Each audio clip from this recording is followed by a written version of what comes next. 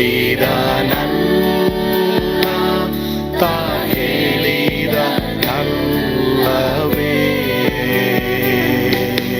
ನಾ ಕೈ ಬಿಡೇನು, ನಾ ಕೈ ಬಿಡೇನು.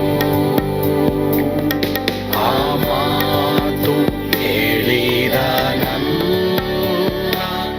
ತಾ ಹೇಳಿದನಲ್ಲವೇ.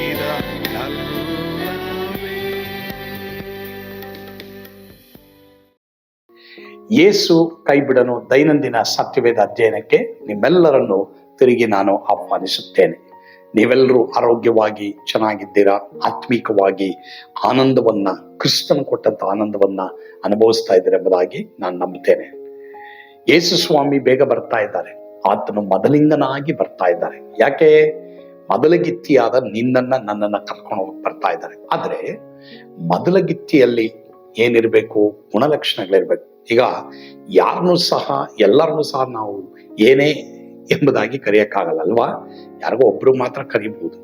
ಅದೇ ರೀತಿ ಯೇಸು ಸ್ವಾಮಿ ಸಹ ತನ್ನ ಮೊದಲಗಿತ್ತಿಗೆ ಮಾತ್ರವೇ ಆತನು ಬರ್ತಾ ಇದ್ದಾರೆ. ಅಂದ್ರೆ ಯಾರ್ಯಾರು ಯೇಸುವಿಗೆ ತಮ್ಮ ಹೃದಯವನ್ನ ಕೊಟ್ಟು ಯೇಸುವಿಗಾಗಿ ಜೀವಿಸ್ತಾ ಇದ್ದಾರೋ, ಆತನ ಪ್ರಸನ್ನತೆಯಲ್ಲಿ ಜೀವಿಸ್ತಾ ಇದ್ದಾರೋ, ಅವರು ಕ್ರಿಸ್ತನ ಮೊದಲಗಿತ್ತಿ ಆಗಿರ್ತಾರೆ. ಹಾಗಾದ್ರೆ ಮೊದಲಗಿತ್ತಿಗೆ ಏನೇನು ಕ್ವಾಲಿಫಿಕೇಶನ್, ಗುಣಾತಿಶಯಗಳು ಇರ್ಬೇಕನ್ನೋದನ್ನ ಇವತ್ತು ಸಹ ನಾವು ಕಲಿಯೋದಕ್ಕೆ ಹೋಗ್ತೇವೆ. ಕರ್ತನು ಖಂಡಿತವಾಗಿ ಈ ಮೆಸೇಜ್ ಮುಖಾಂತರ ನಿಮ್ಮನ್ನ ಆಶೀರ್ವಾದ ಮಾಡ್ತಾರೆ. ಆಮೇಲೆ ಈಗ ಅದರಿಂದ ಬಿಡುಗಡೆ ಆಗ್ಬೇಕು. ಇವಾಗ ಬಿದ್ದು ಬಿಟ್ಟಿದೀವಿ ಅಲ್ವಾ? ಈಗ ಬಿದ್ದು ಬಿಟ್ಟಿದೀವಿ, ನಿಜಾನಮ್ಮ? ಬಿದ್ದು ಬಿಟ್ಟಿದೀವಿ ಅಲ್ವಮ್ಮ? ರೈಟ್. ಈಗ ಎದ್ದೊಳ್ಬೇಕು. ಈಗ ಎದ್ದೊಳ್ಬೇಕಾದ್ರೆ ನೀವೇನ್ ಮಾಡಿ, ವಾರ ಸ್ವಲ್ಪ ಹಿಂಗೇ ಮಾಡ್ಕೊಂಡು ಬಂದು ಮಕ್ಕಳಿಗೆ 5 ವಚನ ಬಾಯ್ಪಾಠ ಮಾಡಕ್ಕೆ ಹೇಳಿ. ನೆನ್ನೆ ನಾನು ಎಜಿಕೆಲ್ಗೆ ಹೇಳಿದೆ ಒಂದು ವಚನ ಬರೀಬೇಕು ಅಂದೆ. ನಾನು ಎಷ್ಟು ವಯಸ್ಸು ನಿಂಗೆ? 4 ಇಯರ್ಸ್ ವಚನ ಬರಿ ಅಂದೆ. ಬಿಡುಗಡೆ ಆಗ್ಬೇಕು. ಏನ್ ಮಾಡಕ್ಕಾಗಲ್ಲ. ನಮ್ಮ ಮನೇಲಿ ಎಲ್ಲರೂ ನನಗೆ ವಚನ ಹೇಳ್ಬೇಕು, ನಾನು ಅವ್ರಿಗೆ ವಚನ ಹೇಳ್ಬೇಕು. 5 ವಚನ. ಇಲ್ಲವ್ರು ಯಾರಿಗೂ ಊಟ ಇಲ್ಲ. ಶ್ರೀವನ್ ಹೇಳ್ಬೇಕು, ಜೈಸಿಕಾನು ಹೇಳ್ಬೇಕು. ಊಟ ಇಲ್ಲ, ಊಟ ಇಲ್ಲಮ್ಮ. 5 ವಚನ ಹೇಳ್ಬೇಕು. ಬಿಡುಗಡೆ ಆಗ್ಬೇಕು ನಾವು. ಯಾಕಂದ್ರೆ ಇವತ್ತು ಸೈತಾನು ನಮ್ಮ ಬೆರಳನ್ನ ಏನ್ ಮಾಡ್ಬಿಟ್ಟಿದ್ದಾನೆ ಗೊತ್ತಾ? ದೇವರ ವಾಕ್ಯಕ್ಕೆ ಅಲ್ದೇನೆ ಇವತ್ತು ನಮ್ಮ ಬೆರಳನ್ನ ಬೇಡವಾದದಕ್ಕೆ ಉಪಯೋಗಿಸ್ಬಿಟ್ಟು ಇವತ್ತು ನಾವೆಲ್ಲರೂ ಏನಾಗ್ಬಿಟ್ಟಿದ್ವಿ, ಮೊದಲಗಿತ್ತಿ ಆಗದೆ ಇರೋ ಹಾಗೆ ಸೈತಾನ್ ಮಾಡ್ತಾ ಇದ್ದಾನೆ. ಸರಿ, ಇಲ್ಲಿವರೆಗೆ ಹಂಗೆ ಬಿದ್ದಿದ್ದೀರಾ? ಇವತ್ತಿಂದ ಟ್ರೈ ಮಾಡಿ. ಅದು ನಿಮಗೆ ಬಿಟ್ಟಿದ್ದು, ನಿಮ್ಮ ಮನೆಗೆ ಬಿಟ್ಟಿದ್ದು.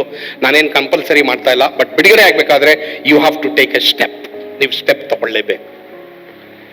ಈಗ ಇಲ್ಲಿ ಕೆಲವರು ಒಳಗಡೆ ಹೋಗ್ತಾರೆ, ಕೆಲವು ಹೊರಗಡೆ ಇರ್ತಾರೆ. ಅಂದ್ರೆ ಹಾಗಾದ್ರೆ ನೀನು ಮೊದಲಗಿತ್ತಿನ ಮೊದಲಿಂಗನ? ದಯವಿಟ್ಟು ನಾನು ನೀನು ಪರೀಕ್ಷೆ ಮಾಡಿಕೊಂಡು ತಗ್ಗಿಸ್ಕೊಳ್ಳೋಣ. ಸರಿನಾ ಅಮ್ಮ? ತಿಳ್ಕೊಳ್ಳೋಣ, ತಗ್ಗಿಸ್ಕೊಳ್ಳೋಣ. ದೇವ್ರು ನಮಗೆ ಕೃಪೆ ಕೊಡ್ತಾರೆ. ಈಗ ಎಲ್ಲರೂ ಜ್ಞಾನೋಕ್ತಿ 8ನೇ ಅಧ್ಯಾಯ 1ನೇ ವಚನಕ್ಕೆ ಬನ್ರಿ. ಪ್ರಾವರ್ಬ್ಸ್ 8:1. ಜ್ಞಾನವೆಂಬ ಆಕೆಯು ಕರೆಯುತ್ತಾಳೆ, ವಿವೇಕವೆಂಬ ಆಕೆಯೇ ದನಿಗೈಯುತ್ತಾಳೆ. ಸರಿ, ಇಲ್ಲಿ ಜ್ಞಾನ ಕರೀತಾ ಇದೆ ಅಂತೆ, ವಿವೇಕ ಕರೀತಾ ಇದೆ. ಅವಳು ಯಾರು ಅಂದ್ರೆ ಮೊದಲಿಂಗನು. ಮೊದಲಿಂಗನನ್ನ ಜ್ಞಾನ ಅಂತ ಕರೀತಾರೆ. ನೀವು ಆ ಅಧ್ಯಯನ ಫುಲ್ ಓದ್ಕೊಂಡ್ ಬನ್ರಿ.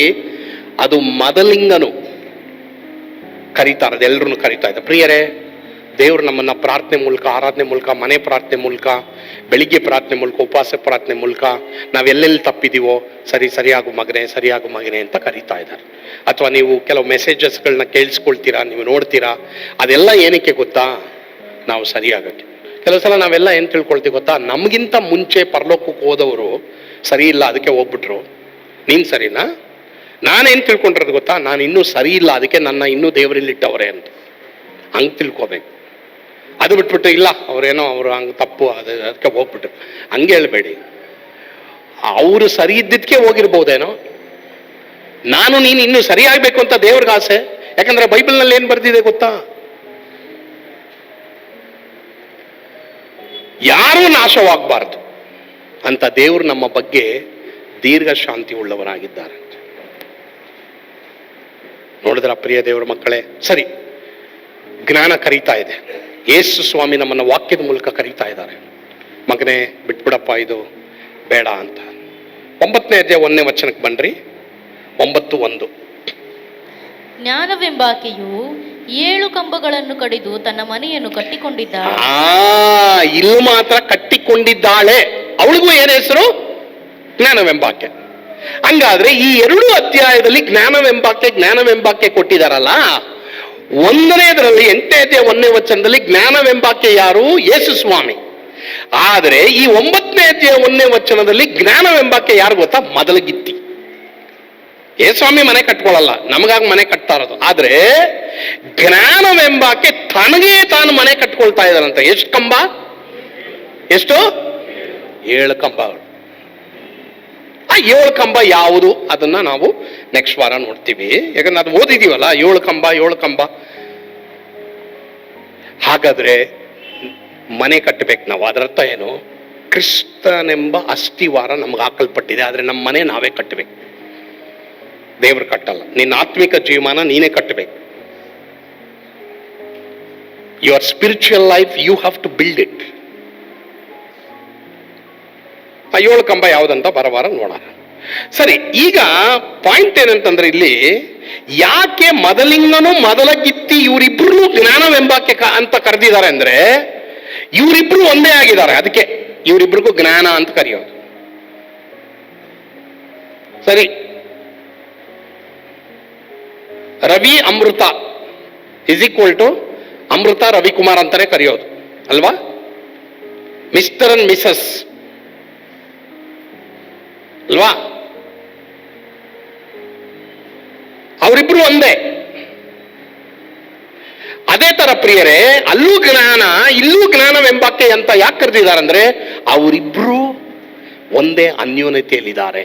ಪ್ರಿಯ ದೇವರ ಮಕ್ಕಳೇ, ಯೇಸುವಿನೊಂದಿಗೆ ಆ ಒಂದು ಸಂಪರ್ಕ ನನಗೆ ನಿನಗಿರ್ಬೇಕು. ಸುಮ್ಮನೆ ಬರೋದು ಹೋಗೋದು, ಏನೋ ಬೈಬಲ್ ಪ್ರಾರ್ಥನೆ ಮಾಡೋದು, ಇದ್ದಂಗೆ ಜೀವಿಸೋದು ಮದಲಗಿತ್ತಿ ಆಗಕ್ಕಾಗಲ್ಲ, ಆಗಲ್ಲ. You got to decide today. ಇವತ್ತು ಡಿಸೈಡ್ ಮಾಡ್ರಿ. ಸ್ವಾಮಿ, ನಾನು ಬರೀ ಚರ್ಚ್ ಬಂದು ಹೋದೆ, ಏನೋ ಒಂದು 5 ನಿಮಿಷ ಓದ್ಬಿಟ್ಟು ಆಗಲ್ಲ ಪ್ರಿಯರೇ. 5 ನಿಮಿಷ 10 ನಿಮಿಷ ಎಲ್ಲ ಓದಿದ್ರೆ ಆಗಲ್ಲ. ನೀವು ಪ್ರೀತಿ ಇದ್ರೆ ಟೈಮ್ ಕೊಡ್ತೀವಲ್ಲ. ನಾನೊಂದು ಪ್ರಶ್ನೆ ಕೇಳ್ತೀನಿ ನಮ್ಮೆಲ್ರಿಗೂ, ಎಷ್ಟು ಟೈಮ್ ಕೊಡ್ತಾ ಇದ್ದೀವಿ ನಾನು ನೀನು ಪರ್ಸನಲಿ ಏಸಪ್ಪ ಜೊತೆ ಇರಕ್ಕೆ? ಇಲ್ಲ ಪಾಸ್ಟರ್, ಬರೀ ಆನಂದಿಂದ ಆಹಾರ ಓದ್ಬಿಟ್ಟು ನಾನು ಹೋಗ್ತೀನಿ, ಬರೀ ಕೀರ್ತನೆ 91 ಹೋಗ್ತೀನಿ. No no no no no, that is not ಮದಲಗಿತ್ತಿ. ಬಟ್ ಮದಲಗಿತ್ತಿ ಹಂಗಲ್ಲ. ಅವಳು ಮದಲಿಂಗನ ಜೊತೆ ಮಾತಾಡುವವಳಾಗಿರ್ತಾಳೆ, ಮದಲಿಂಗನಿಗೆ ಟೈಮ್ ಕೊಡೋಳಾಗಿರ್ತಾಳೆ. ಪ್ರಿಯ ದೇವರ ಮಕ್ಕಳೇ, ಒಂದು ವೇಳೆ ಪಾಸ್ಟ್ರೇ ನನಗೆ ಆಗ್ತಾ ಇಲ್ಲ, ಬೈಬಲ್ ಓದಕ್ಕಾಗಿ ಪ್ರಾರ್ಥನೆ ಮಾಡೋಕ್ಕಾಗ್ತಾ ಇಲ್ಲ, ಒಂದು 5 ನಿಮಿಷ ಓದಿದ್ರೆ ಇದು ಗಿಣೆ ಅಂತ ಹೊಡಿತದೆ, ಇದ್ರ ಜೊತೆಗೆ ಟೈಮ್ ಸ್ಪೆಂಡ್ ಮಾಡ್ತಾ ಇದ್ದೀನಿ. ವಿಗ್ರಹ ಆರಾಧನೆ ಪ್ರಿಯರೇ, ಗಮನ ಇಡ್ರಿ, ಇದು ವಿಗ್ರಹ ಆರಾಧನೆ.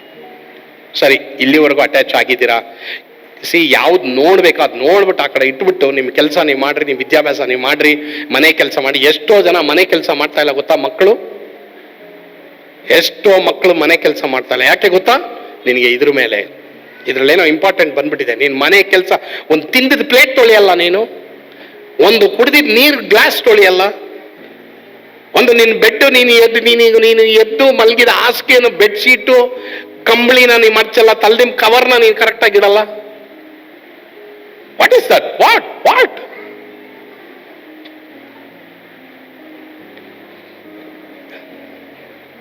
ಯಾರೋ ಒಬ್ರು ಬಂದ್ರು ನನ್ನ ಹತ್ರ ಮಾತಾಡ್ಬಿಟ್ಟು, ಓ ನೀವು ಇಲ್ಲ ಇರೋದು ಅಂದೆ. ನೆನ್ನೆ ಬಂದಿದ್ರು, ಇಲ್ಲ ಇರೋದು ಆಹಾ 3 ಅಂತಸ್ತು ಹತ್ಬೇಕಲ್ಲಪ್ಪ. ಏನಂದ್ರು? 3 ಅಂತಸ್ತು ಹತ್ಬೇಕಲ್ಲ, 2ನೇ ಫ್ಲೋರ್ ಹತ್ಬೇಕಲ್ಲ. ಕಣಪ್ಪ ಅಂದೆ. ನೀನ್ ಹೆಂಗಿದ್ಯಾ ಅಂತ ಕೇಳಿದೆ. ಬುಸ್ ಅಂತದೆ ಅಂದ. ಏನಂತದೆ? ಬುಸ್ ಅಂತದೆ ಅಂದ. ಹೆಂಗ್ ಹತ್ತೀರಪ್ಪ ನೀವು? ಡೈಲಿ ಹತ್ತೀರಾ, ಡೈಲಿ ಇಳಿತೀರಾ? ಏನು ಇಷ್ಟು ಹೊತ್ತಿಗೆ ಬುಸ್ ಅನ್ಬಿಟ್ಟ? ನಾನು ಹೇಳ್ತಾ ಇರೋದು, ಅದು ವಯಸ್ಸಿಗೆ ತಕ್ಕಂತೆ ಅದು ಆರೋಗ್ಯ ಕಡಿಮೆ ಆಗ್ತಾ ಬರ್ತದೆ, ಇಲ್ಲ ಅಂತ ನಾನು ಹೇಳಲ್ಲ. ನಾನು ಅದೆಲ್ಲ ಹೇಳ್ತಾ ಇರೋದು. ನಾನು ಹೇಳ್ತಾ ಇರೋದು ಏನಂತಂದ್ರೆ, ಪ್ರಿಯ ದೇವರ ಮಕ್ಕಳೇ, ಇವತ್ತು ಎಷ್ಟೋ ಜನ ಟಯರ್ಡ್ ಆಗಿರೋದಕ್ಕೆ, ಕರ್ತನನ್ನ ನಿರೀಕ್ಷಿಸುವವರು ಹೊಸ ಬಲವನ್ನ ಹೊಂದ್ತಾರೆ. ಬಟ್ ಇದರಲ್ಲಿ ನಾವು ಇದ್ಕೊಂಡೇ ಹೋದ್ರೆ ಪ್ರಿಯರೇ, ಇದೆಲ್ಲ ಹಳೇದೆ. ಅದರಿಂದ ನಿನ್ಗೆ ಯಾವುದು ಬೇಕು ಅದನ್ನು ಒಂದು ಟೈಮಿಗೆ ನೋಡು, ಬಾಕಿ ಟೈಮಲ್ಲಿ ಬಿಸಾಕತ್ತಾಗೆ. ನಿಮ್ಮ ಗುರಿಯನ್ನ ತಲುಪೋದಕ್ಕೆ ಹಾಳು ಮಾಡ್ತಾ ಇರೋದು ಇವತ್ತು ಎಷ್ಟೋ waste, junk waste, dry waste, wet waste ನ ತಗೊಂಡು ನಾವು ಹೃದಯದೊಳಗಡೆ ಹಾಕೊಳ್ತಾ ಇದೀವಿ. ಅದಕ್ಕೆ so be very careful, be very careful. ಮದಲಿಂಗನು ಮದಲಗಿತ್ತಿಯವರಿಬ್ರು ಒಂದು. ಸೊ ಒಂದು ವೇಳೆ ಸ್ವಾಮಿ ಹತ್ರ ನಿಮ್ಗೆ ಈ ಕನೆಕ್ಷನ್ ಇಲ್ವಾ, you don't have that love, that means ಬಲವಂತವಾಗಿ ಏನೋ ಬೈಬಲ್ ಓದ್ತೀಯ, ಪ್ರಾರ್ಥನೆ ಮಾಡ್ತೀಯ, ಅಪ್ಪ ಅಮ್ಮ ಹೇಳೋದು, ಅಥವಾ ನೀನೇನೋ ಓದ್ಬೇಕಲ್ಲ, ಏನೋ ಪ್ರೇಯರ್ ಬರೋಲ್ಲ, ಏನೋ ಆರಾಧನೆ ಬರಬೇಕಿಲ್ಲ, ಅಪ್ಪ ಅಮ್ಮ ಬೈತಾರೆ, ಎಲ್ಲಿದೆಯೋ ಏನಿದೆಯೋ ಅಂತ ನಿನಗೆ ನನ್ಗೆ ಹಂಗೇನೋ ಒಂಥರ ಬಲವಂತ ಇದ್ರೆ ಸೆಟ್ ರೈಟ್, ಅದನ್ನ ರೈಟ್ ಮಾಡ್ಕೊಳ್ಳಿ ಅಮ್ಮ ಪ್ಲೀಸ್. ಎಲ್ರಿಗೂ ಹೇಳ್ತಾ ಇದ್ದೀನಿ ಕೇಳಿ. ಯಾಕಂದ್ರೆ ಸ್ವಾಮಿ ಬರೋದು ಚಿನ್ನ ತಗೊಂಡು ಹೋಗಕ್ಕೆ, ಸ್ವಾಮಿ ಬರೋದು ಅಲ್ಲೈತಲ್ಲ ವೇಸ್ಟ್ ಡಸ್ಟ್ಬಿನ್ ತಗೊಂಡೋಗಕ್ಕೆ ಬರಲ್ಲ. ಸ್ವಾಮಿ ಬರೋದು ಚಿನ್ನ ತಗೊಂಡೋಗಕ್ಕೆ. ಕಳ್ಳ ಬರೋದು ಏನಕ್ಕೆ ಗೊತ್ತಮ್ಮ? ಚಿನ್ನ ತಗೊಂಡೋಗಕ್ಕೆ. ನಿನ್ನ ಮನೆಯಲ್ಲಿ ಅಲ್ಲೆಲ್ಲೋ ಇಟ್ಟಿರ್ತೀಯಲ್ಲ ವೇಸ್ಟ್ ಡಸ್ಟ್ಬಿನ್ ತಗೊಂಡೋಗಕ್ಕೆ ಬರಲ್ಲ ಕಳ್ಳ. ಸ್ವಾಮಿ ಯಾರ ತರ ಬರ್ತೀನಿ ಅಂದಿದ್ದಾರೆ? ಈಗೋ ಕಳ್ಳನು ಬರುವಂತೆ ಯಾವಾಗ ಬರ್ತೀನಿ? ರಾತ್ರಿಯಲ್ಲೇ ಬರ್ತೀನಿ. So be very careful. ಸರಿ ಆಗೋಣ. ಸರಿ ಇಲ್ವಾ? ದೇವರೇ ನನ್ನಲ್ಲಿ ಇದಿದೆ, ನನ್ನ ಸರಿಪಡಿಸು ಅಂತೇಳಿ. ಸರಿ, ಮದಲಿಂಗನು ಹೆಂಗಿರ್ತಾನೆ? ಪ್ರಕಟಣೆ 3ನೇ ಅಧ್ಯಾಯ 12ನೇ ವಚನ, ರೆವಲೇಷನ್ 3:12. ಮದಲಿಂಗನು ಹೇಗಿರ್ತಾನೆ? ಪ್ರಕಟಣೆ 3:12. ಯಾವನು ಜಯ ಹೊಂದುತ್ತಾನೋ ಅವನನ್ನು ನನ್ನ ದೇವರ ಆಲಯದಲ್ಲಿ ಸ್ತಂಭವಾಗಿ ನಿಲ್ಲಿಸುವೆನು. ಅವನು ಇನ್ನು ಮುಂದೆ ಅದರೊಳಗಿಂದ ಹೋಗುವುದೇ ಇಲ್ಲ. ಇದಲ್ಲದೆ ನನ್ನ ದೇವರ ಹೆಸರನ್ನು ನನ್ನ ದೇವರ ಬಳಿಯಿಂದ ಪರಲೋಕದೊಳಗಿಂದ ಇಳಿದು ಬರುವ ಹೊಸ ಯೆರೂಸಲೇಮ್ ಪಟ್ಟಣವೆಂಬ ನನ್ನ ದೇವರ ಪಟ್ಟಣದ ಹೆಸರನ್ನು, ನನ್ನ ಹೊಸ ಹೆಸರನ್ನು ಅವನ ಮೇಲೆ ಬರೆಯುವೆನು. ಮದಲಿಂಗನ್ ಏನ್ ಹೇಳ್ತಾ ಇದ್ದಾನೆ ಗೊತ್ತೋ? ಮದಲಗಿತ್ತಿಗೆ ನೀನ್ ಜಯ ಹೊಂದಿದ್ರೆ ನನ್ನ ದೇವರ ಆಲಯದಲ್ಲಿ ನಿನ್ನ ಸ್ತಂಭವಾಗಿ ನಾನು ನಿಲ್ಲಿಸ್ತೇನೆ. ಪ್ರಿಯ ದೇವರ ಮಕ್ಕಳೇ, ನಮ್ಗೆ ವಿರುದ್ಧವಾಗಿ ಬರುವಂತ ಶರೀರದ ಆಸೆ, ಕಣ್ಣಿನ ಆಸೆ, ಬದುಕು ಬಾಳಿನ ಡಂಬ, ಇವುಗಳನ್ನೆಲ್ಲ ನೀನು ಜಯಿಸ್ಬೇಕು. ಪ್ರತಿದಿನ ನಿನಗೆ ಟೆಸ್ಟ್ ಇದೆ. ನಾನು ಚೂಸ್ ಮಾಡೋ. ಇಲ್ಲ ಸೈತಾನ್ ಮಾಡ್ಬಿಟ್ಟ ಹಂಗೆ, ಇಲ್ಲ ದೇವರು ಮಾಡ್ಬಿಟ್ರ ಹಂಗೆ, ಇಲ್ಲ ಅವರಿಬ್ರು ಅಲ್ಲ, ನಾನೇ ಮಾಡಿದ್ದು. ನನಗೆ ಫ್ರೀ ವಿಲ್ ಕೊಟ್ಟಿದ್ದಾರೆ ದೇವರು. ಚೂಸ್ ಮಾಡಂತ ದೇವರು ಕೊಟ್ಟಿದ್ದಾರೆ. ಅದರಿಂದ ಪ್ರಿಯ ದೇವರ ಮಕ್ಕಳೇ, ನೀನು ಚೂಸ್ ಮಾಡಿ ಪ್ರತಿದಿನ. ಪ್ರಿಯ ದೇವರ ಮಕ್ಕಳೇ, ನಾನು ನಂಬ್ತೇನೆ ಈ ಒಂದು ಮೆಸೇಜ್ ನಿಮಗೆ ಆಶೀರ್ವಾದವಾಗಿತ್ತು ಎಂಬುದಾಗಿ. ಒಂದು ವೇಳೆ ಇನ್ನೂ ನೀವು ಸ್ವಾಮಿಗೆ ನಿಮ್ಮ ಹೃದಯವನ್ನು ಕೊಟ್ಟಿಲ್ವಾ, ಆತನ ಸ್ವಂತ ರಕ್ಷಕನಾಗಿ ದೇವರನ್ನಾಗಿ ಅಂಗೀಕರಿಸ್ಕೊಳ್ರಿ. ಅವ್ರ ಪ್ರೀತಿಯಿಂದ ನಿಮ್ಮನ್ನು ಕರೀತಾ ಇದ್ದಾರೆ. ಒಂದು ವೇಳೆ ನೀವು ಸ್ವಾಮಿ ನಂಬಿನು, ಚರ್ಚ್ಗೆ ಹೋಗಿನು, ನೀವು ಕ್ಯಾಶುಯಲ್ ಆಗಿ ನೀವು ಜೀವಿಸ್ತಾ ಇದ್ರೆ, ಇವತ್ತು ಹೌದಪ್ಪ ನಾನು ಬಿದ್ದುಬಿಟ್ಟೆ, ನಾನು ಬೀಳಬಾರ್ದ ಜಾಗದಲ್ಲಿ ನಾನು ಬಿದ್ದುಬಿಟ್ಟೆ, ನನ್ನ ಕ್ಷಮಿಸು ದೇವರೇ, ನಿನ್ನ ರಕ್ತದ ಮೂಲಕ ನನ್ನ ತೊಳೆ, ನನ್ನ ಶುದ್ಧ ಮಾಡು ಅಂತ ಕೇಳ್ರಿ. ಖಂಡಿತವಾಗಿ ಅವರು ನಿಮ್ಮನ್ನ ಶುದ್ಧ ಮಾಡ್ತಾರೆ. ಕರ್ತನು ನಿಮ್ಮನ್ನು ಆಶೀರ್ವದಿಸಲಿ. ಆಮೇಲೆ ಪ್ರಾರ್ಥಿಸೋಣವಾ? ನಮ್ಮನ್ನು ಬಹಳವಾಗಿ ಪ್ರೀತಿ ಮಾಡಿದಂತ ನಮ್ಮ ಸ್ವರ್ಗೀಯ ತಂದೆ ಆದವರೇ, ನಿಮಗೆ ಸ್ತೋತ್ರ. ಹೌದಪ್ಪ, ನಿನ್ನ ಮದಲಗಿತ್ತಿ ಆಗ್ಲಿಕ್ಕೆ ಎಲ್ಲಾರ್ಗು ನೀ ಕೃಪೆ ಕೊಡು. ತಂದೆ ಆದವರೇ ಸ್ವಾಮಿ, ನೀನು ಎಲ್ಲರನ್ನು ಆಹ್ವಾನ ಮಾಡ್ತಾ ಇದೀಯಾ ದೇವರೇ. ಮದಲಿಂಗನು ಏರ್ಪಡಿಸಿದಂತ ಔತಣಕ್ಕೆ ಎಲ್ಲರೂ ಸಿದ್ಧವಾಗುವಾಗ ನೀನು ಕೃಪೆ ಕೊಡಪ್ಪ. ಎಲ್ಲರಿಗೂ ಪಾಪದ ಮೇಲೆ ಜಯ, ಲೋಕದ ಮೇಲೆ ಜಯ, ಶರೀರದ ಮೇಲೆ ಜಯವನ್ನು ಕೊಡಪ್ಪ, ಸೈತಾನ್ ಮೇಲೆ ಜಯವನ್ನು ಕೊಡಪ್ಪ ದೇವರೇ ಸ್ವಾಮಿ. ಜಯ ಹೊಂದುವವನಿಗೆ ಎಂಬುದಾಗಿ ನೀನು ಹೇಳಿದ್ಯಾ. ಜಯ ಹೊಂದಲಿಕ್ಕೆ ನಮ್ಮ ಕೈನಲ್ಲಿ ಆಗಲ್ಲ, ನಮ್ಮೆಲ್ಲರೂ ಕೃಪೆ ಕೊಡಪ್ಪ. ಸ್ತುತಿ, ಘನ, ಮಾನ, ಮಹಿಮೆ ನೀವು ಒಬ್ಬರೇ ಹೊಂದಿಕೊಂಡ್ರಿ ಸ್ವಾಮಿ. ಯೇಸುವಿನ ಹೆಸರಿನಲ್ಲಿ ಪ್ರಾರ್ಥಿಸ್ತೇವೆ ದೇವರೇ, ಆಮೇನ್. ಕರ್ತನು ತಾನೇ ನಿಮ್ಮೆಲ್ಲರನ್ನ ಆಶೀರ್ವಾದ ಮಾಡಲಿ. ಸ್ವರ್ಗದ ಆನಂದ ನಿಮ್ಮೆಲ್ಲರನ್ನ ತುಂಬಿ ತುಳುಕಲಿ. ಆಮೇನ್.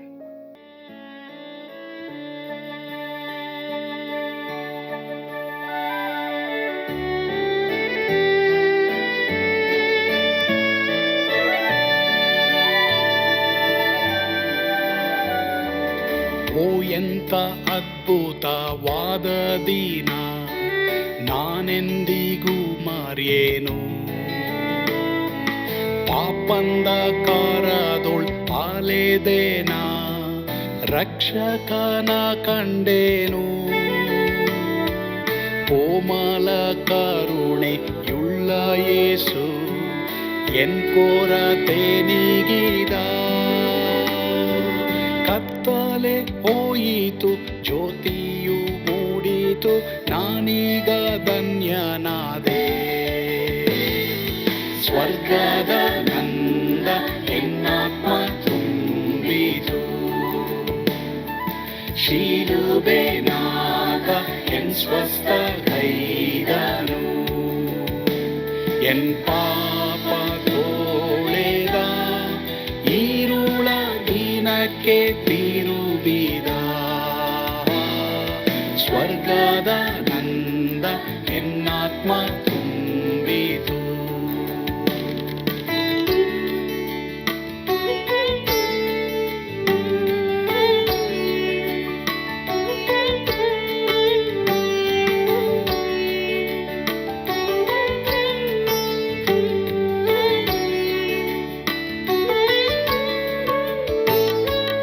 ಆತ್ಮನ ನೂತನ ಜನ್ಮದಿಂದ ದೇವಪುತ್ರನಾದೇನು, ನೀತಿ ನಿರ್ಣಯವ ಹೊಂದಿದೇನು, ಭಾಗ್ಯವಂತನಾದೇನು. ಪಾಪಾತ್ಮನಾಗಿ ನಾ ಬಂದಾಗಲೇ ಆಶೀರ್ವಾದ ಸಿಕ್ಕಿತು. ಕೃಪೆಯ ಮೂಲವೇ ರಕ್ಷಣೆ ಹೊಂದಿದೆ, ಸುನಾಮ ಕೊಂಡಾಡುವೆ. ಸ್ವರ್ಗದ ನಂದ ಎನ್ನಾತ್ಮ ತುಂಬಿತು. ಶಿಲುಬೆನಾಥ ಎನ್ ಸ್ವಸ್ಥಗೈದನು, ಎನ್ ಪಾಪ ತೋಳೆದ ಈರುಳ ದಿನಕ್ಕೆ ತಿರುಗಿದ. ಸ್ವರ್ಗದ ನಂದ ಎನ್ನಾತ್ಮ ತುಂಬಿತು.